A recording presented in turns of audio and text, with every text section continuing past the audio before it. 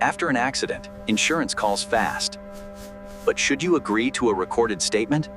The answer depends on one thing: who's asking?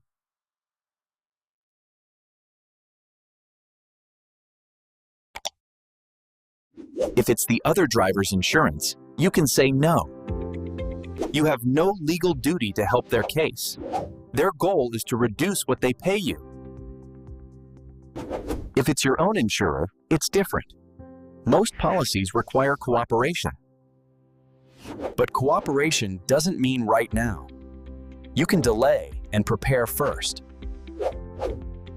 Recorded statements lock your words in. Even "I'm fine" can hurt your claim later. Pain shows up later. Small mistakes become big problems. I'm happy to cooperate, but not on record yet. Protect your claim early. When in doubt, talk to a lawyer first.